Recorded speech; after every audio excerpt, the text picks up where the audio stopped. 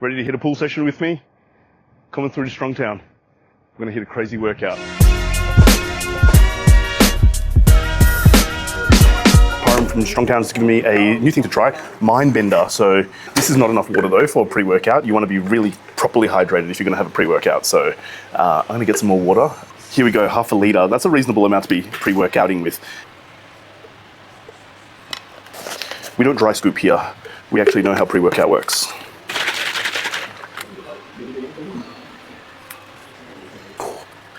All right, let's do it.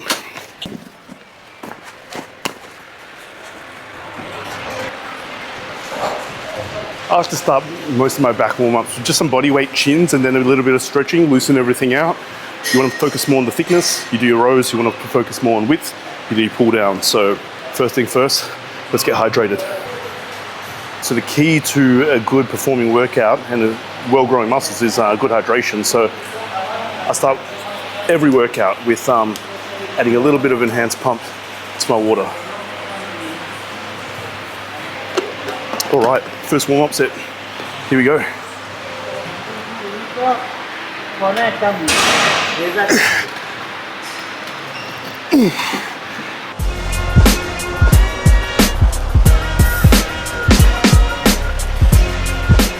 All right, first exercise, chest supported T-bar rows.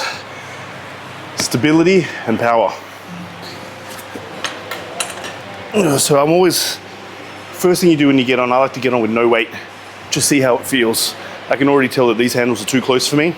Doing a row with a wide grip is going to work out inner back a little bit more. So mid back, doing a row with hands closer together is more likely to pull outwards and hit those, your lateral edges of your back. So a lot of latches on this. You know that these handles aren't going anywhere. They're locked in. This is like some space age shit. All right, one of the cool things about this machine is that it's got prongs that go out on either side to put the plates on. On the first exercise, I like to take a couple extra warm-up sets. So when I'm already warm and I'm ready to go, it's like 40 to 60% of working load, and then it's like somewhere between 60 to 80% of working load, and then it's go. And like for some things that I get down to the isolations towards the end, I might just do like 75% working load for the first warm-up and then go straight into it. Look, if you're going to get injured and if something's going to go and if something's not right, you'd rather it go at a lighter weight. And if it's going to happen, it's usually going to happen towards the start of the workout, not generally towards the end, unless you have a poor training structure. All right, set two. We've got 2 sets of these, 2 opportunities to make it count, 2 opportunities to improve. Don't waste this shit.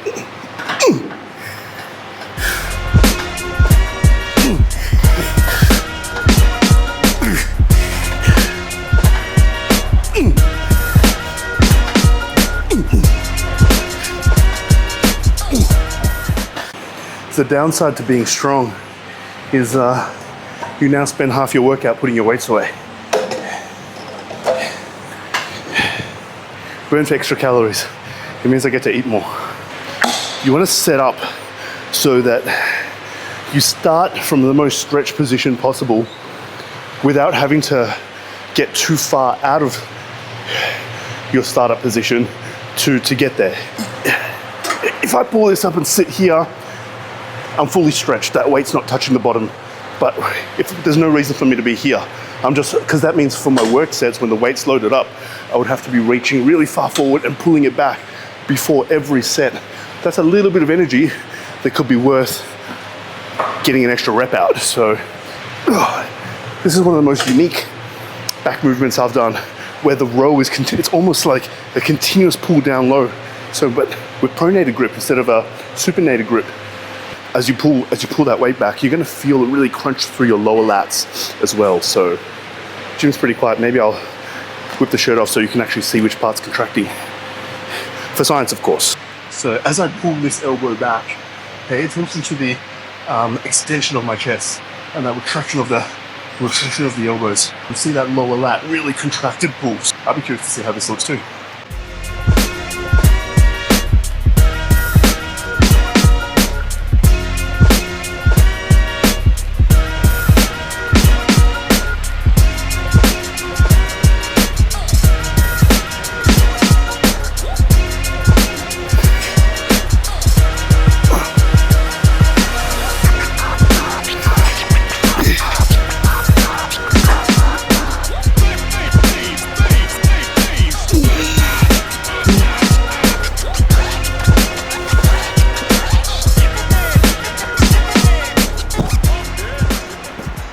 tempo is key.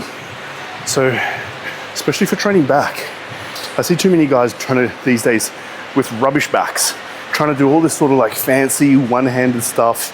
And I get some of their coaches trying to maybe teach them the proprioception of how that shoulder blade should roll forward or move. That's a stepping stone. And it should be a stepping stone to moving large amounts of weight with a good range of motion and being able to build that. Once you build that neural connection and that proprioception with that movement, then progress to heavier loads where you have greater stability. I'm not a huge fan of just doing, light cable, one arm stuff especially when there's no sort of support and there's nothing that sort of braces you. There's no way to brace. Even if you're pushing forward with one arm and doing a dumbbell row, you're still bracing. You want something heavy that will stabilize you, give you a great range and stability up through that entire range. Train muscles, don't just move weights. What are you doing and why are you doing it? 2 heavy row movements completed.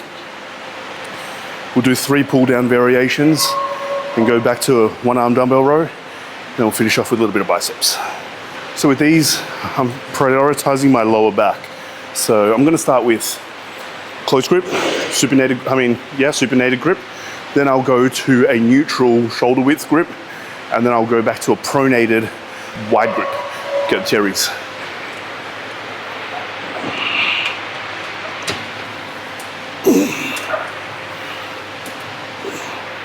I don't know how I used to write every single rep out in a diary. I'd write in my entire workout in like a day to a page diary. And I've got heaps of them at home. I've got like 10 years worth. But it's just so much easier going to an app that has like the previous weight there and I can just see what I need to see. 10 and 10 last week, so let's go 12 and 12.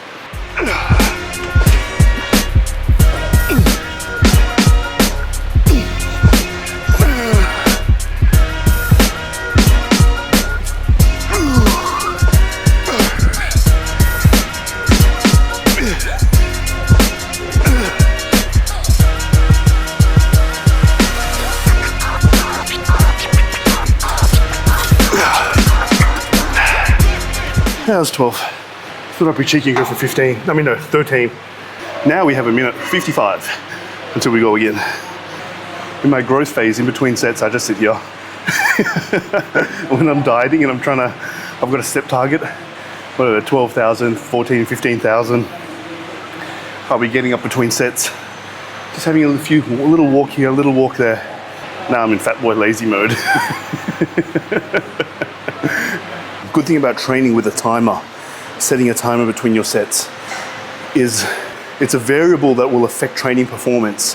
So if you can control that variable, you get more consistency within your training. And then we know that, like, say, for example, if like one day you take 5 minutes between sets, yeah, you might get 1 or 2 extra reps. The amount of time that do you have all day to wait? Like your workout might then be like 3 hours long. You lose that kind of intensity. Having, what do they say, intensity builds density. So having like too long a break, yeah, you might get 1 extra rep, but it'll take you forever to do them. And like, it's the metabolic stress on the muscle, which you have an adaptation to. I think you don't want to take too long, but you do want to have a set time per exercise that you kind of stick to. And that will definitely improve your performance over the long time. So long as you're tracking your training, you'll definitely improve.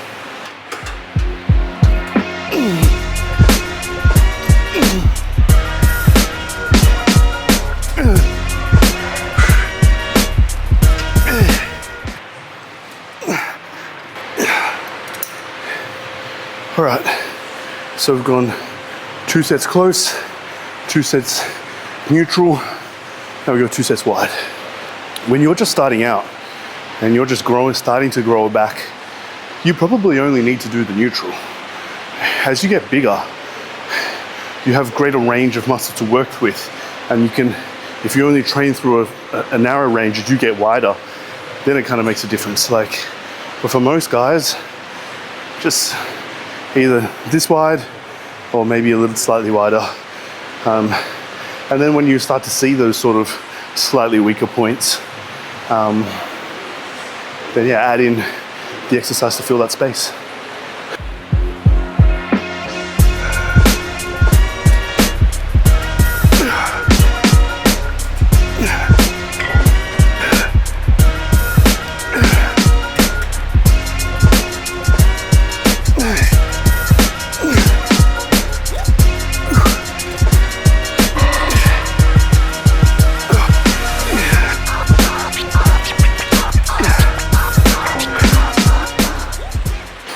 performance starting to dip a little bit. I'm gonna smash more of the pump. Whew. You see the vascularity really coming through though. That's kind of cool.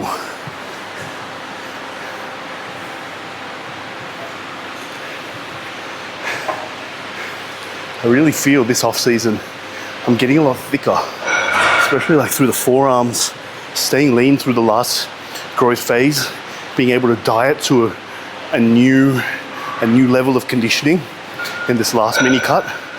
And then now being able to grow and just keep things a little tighter. I'm noticing like thickness is really coming through, especially through the arms, through the forearms, the upper body. The legs are starting to really fill out. When you still have like that, still holding decent condition, and all your underwear is all feeling really tight and restricting around your legs. That's one of the best measures to see how you're growing, how your clothes are fitting. When things start, if your waist is still fitting loose, but your chest, your arms and your sleeves, your thighs and your pant legs, and your underwear in this case, if it's all getting really tight, but the waist is staying small, bodes well for muscle growth. But I do know next up, one arm dumbbell rows, so let's go do those.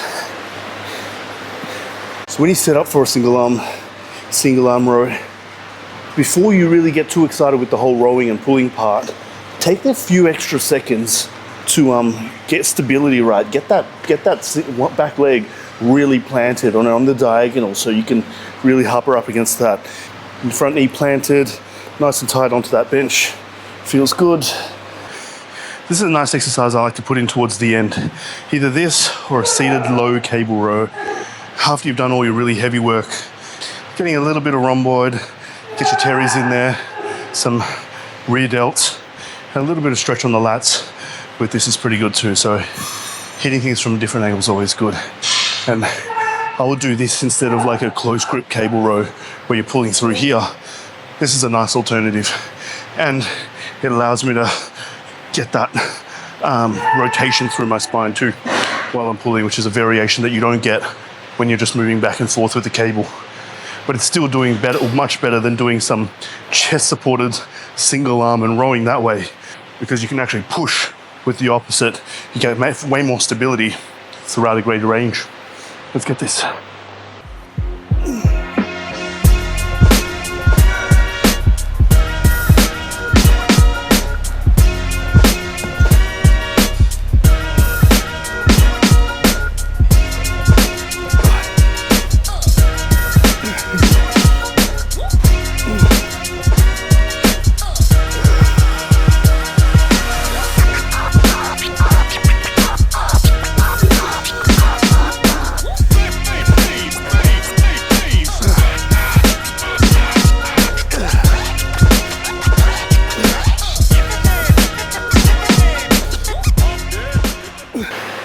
So after pull day, I've used my biceps in a lot of movements. They don't need a lot of work at the end of a pull day.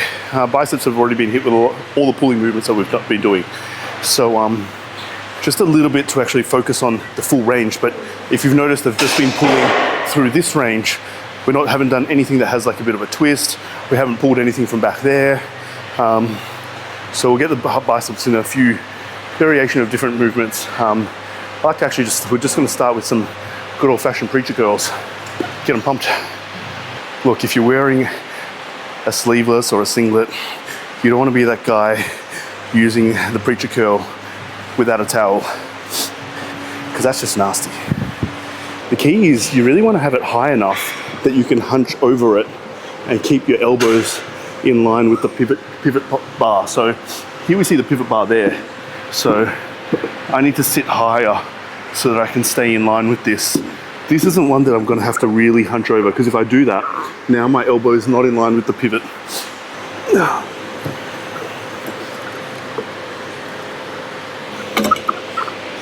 you can't. In fact, I could probably sit up a little higher.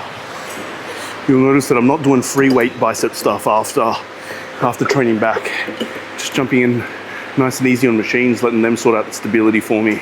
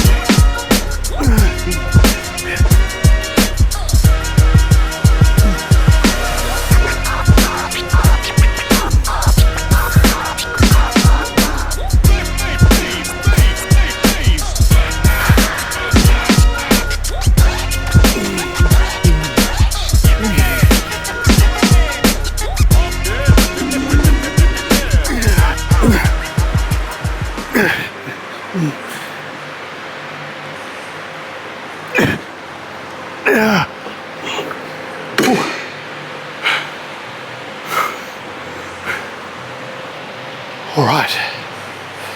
Man, they're really full of blood. Full of blood and enhanced pump.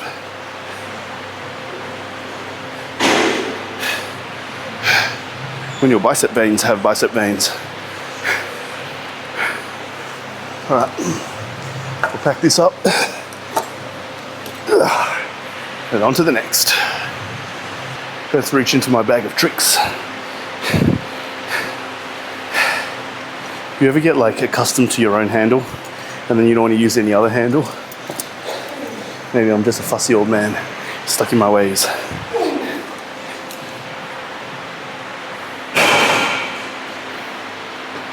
Half of my workout is just waiting for the timer to go off. I'm ready to go. But we stick to the plan. All right, it's go time.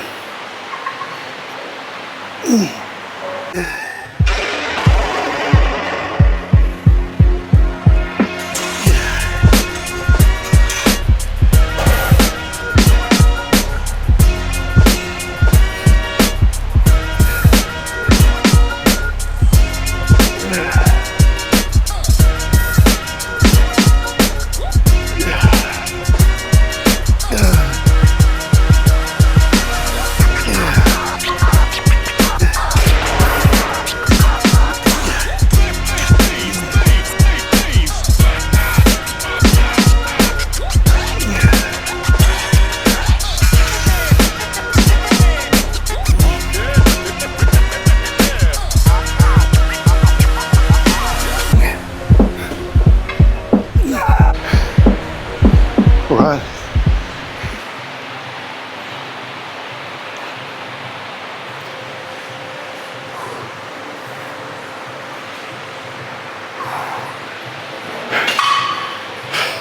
Pull session done. Another one in the books. 25 weeks out, roughly. We got work to do, so still got to grow. So follow us through for